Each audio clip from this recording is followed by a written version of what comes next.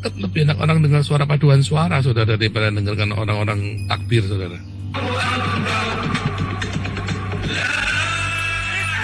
Ya, karena Paul Zhang sudah gagal mengajukan kewarganegaraan.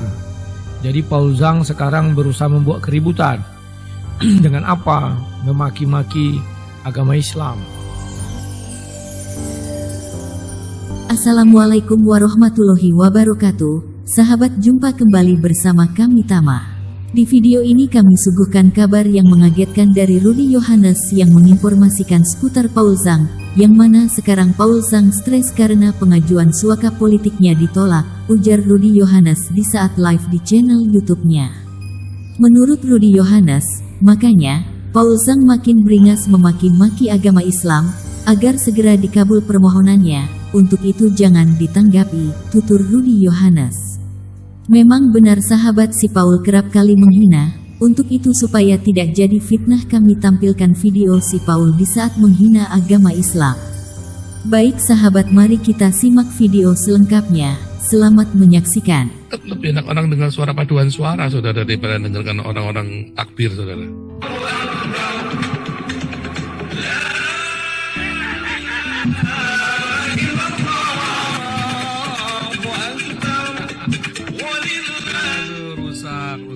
Rusak.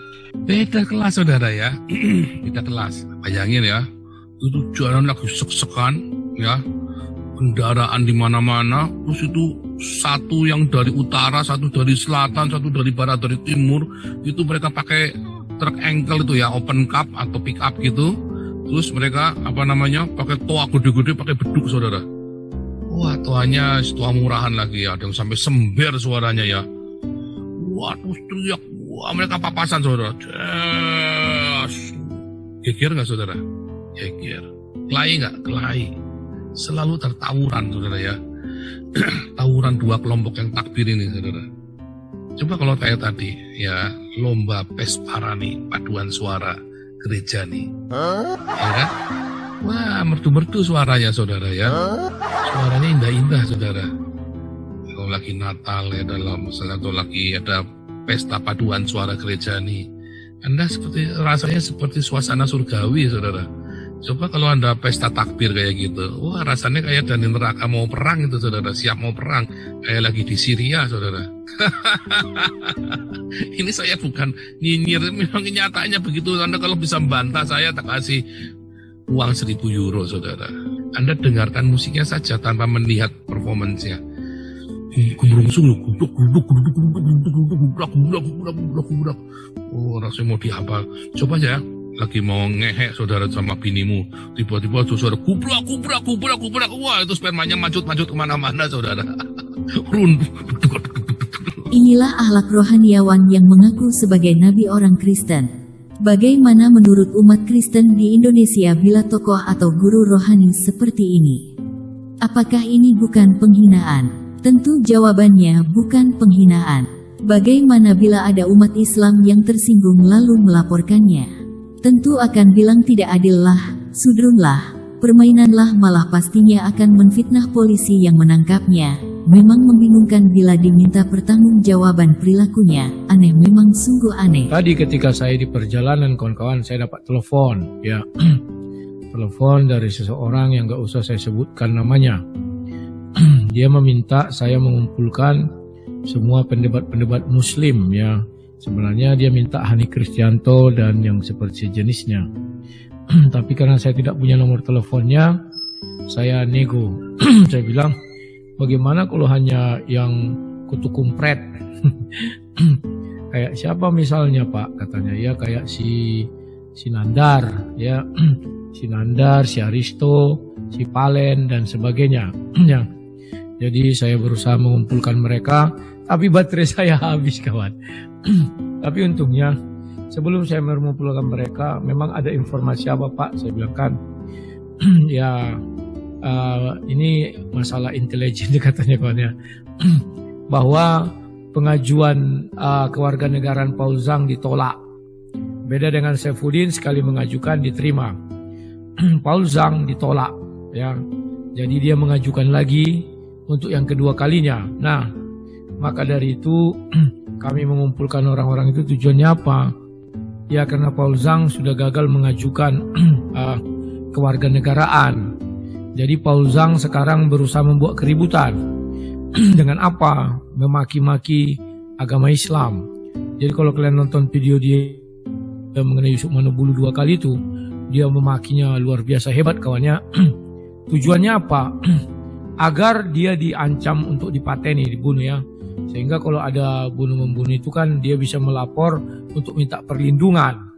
Semakin gencar dia ingin dicari, semakin gencar maka kesempatan dia untuk menjadi warga negara asing itu kuat.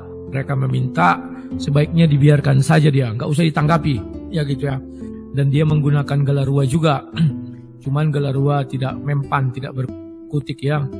Ya orang pensiunan aja kok di situ ya, bukan yang aktif. Kalau yang aktif oke. Ya.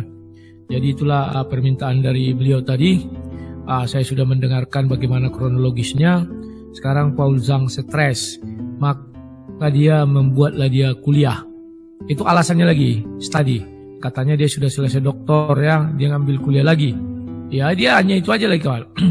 Untuk memperpanjang masa tinggalnya di sana, dia berpikir keras. Coba lihat wajahnya Paul Zhang ya. Akhir-akhir ini kalau tanpa pakai kacamata dia kayak orang stres. Maka dia menghujat agama Islam itu begitu keras ya. Saya nggak ngerti apa isi kepalanya itu kawan. Dan saya sebenarnya sudah bilang sama kawan-kawan muslim ya, sudahlah biarkan saja dia situ, kalian mau ngapain pun tidak ada guna.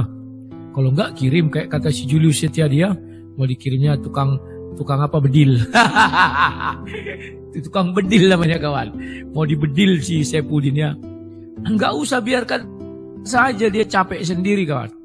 Kalau nggak ada yang menanggapi dia, percayalah dalam waktu yang nggak berapa lama lagi Paul Zhang ditolak lagi pengajuan kewarganegaraannya. Maka yang terjadi adalah apa? Dia akan pulang ke Indonesia, mulak balging. Tapi itu infonya, semoga bernilai kebenaran tinggi ya. Saya hanya dapat tadi pas di jalan, ya dari A1 lah. Ya, saya nggak usah sebutkan lembaganya apa.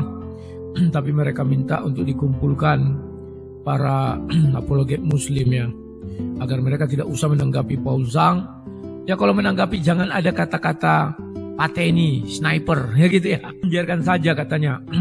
Semakin gencar diucapkan itu, maka semakin mudah dia mendapatkan itu ya. Posisinya lagi dicari. Begitu dapat nanti posisinya, dia akan dikembalikan ke Indonesia. Kalau udah sampai ke Indonesia, aduh nggak tahu lagi kawan malunya itu gimana. Ya, biarlah dia di negeri Belanda sana sekarang asik-asik ya. Itulah sebabnya pernah kalian dengar dia di Jerman, dia di Hong Kong, dia di Belanda. Jikalau di satu negara dia tidak diterima, dia pindah. Tidak diterima lagi di situ, pindah. Ya, jadi dia sekolah di situ, bisa memperpanjang izin dan sebagainya. Gitulah strategi yang dipakai dia. Kalau di satu negara izinnya sudah habis, katanya dia pergi dulu masuk lagi. Saya dengar-dengar dari kawan-kawan begitu, tapi kebenarannya saya nggak tahu ya. Biarkanlah Paul Zhang dengan segala kontroversinya, kita hanya bisa mendoakan dia supaya lekas-lekas pulang ke Indonesia. Biar bisa dia mengelola Galarua kawan. Buka! Cus, kubrak, oh lala bebe, tertawa jahat, ini ada nabi kecil. Demikian sahabat yang bisa kami sampaikan, mohon maaf bila ada kata yang keliru. Salam satu Tuhan, Assalamualaikum warahmatullahi wabarakatuh.